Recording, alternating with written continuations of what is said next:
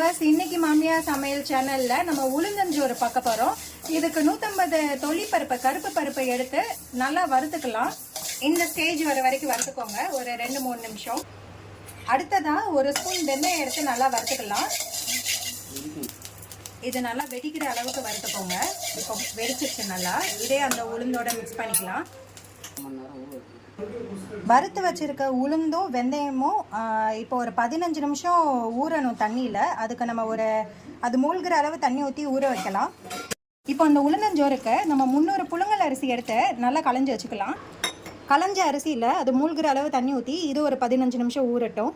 அது ஊறுற கேப்பில் நம்ம ஒரு துண்டு இஞ்சி பொடியாக நறுக்கி இதை அரைச்சி வச்சுக்கலாம். இப்போ அந்த ரைஸ்க்கு நம்ம தேவையான அளவு தேங்காய் எடுத்துக்கலாம். ஒரு மீடியம் சைஸ் தேங்காயில் ஒரு அரை மூடி தேங்காய் இந்த மாதிரி துருவி வச்சுக்கிறோம்.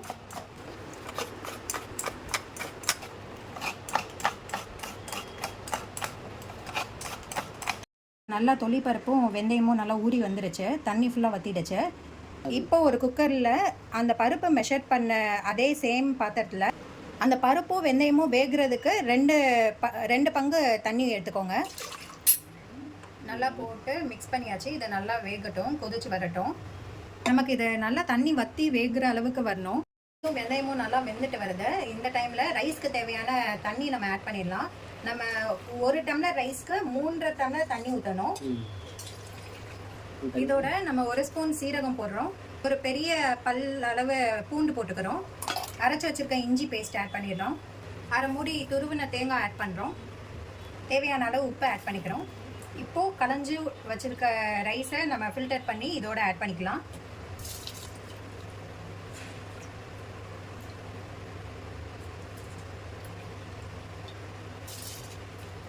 இப்போ எல்லா இன்க்ரீடியன்ஸுமே நம்ம போட்டாச்சு. இது நல்லா கொதிச்சு வரட்டும். கொதிச்சு வந்ததுக்கப்புறம் தான் நம்ம 4 விசிலுக்கு குக்கரில் வைக்க போகிறோம்.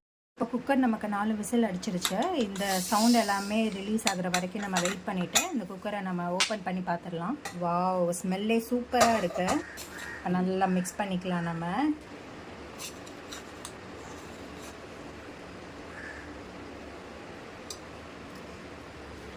இதில் எக்ஸ்ட்ரா ஃப்ளேவர் கொடுக்கறதுக்காக ஒரு ஸ்பூன் நல்லெண்ணெயும் நாங்கள் ஆட் பண்ணி மிக்ஸ் பண்ணுறோம்.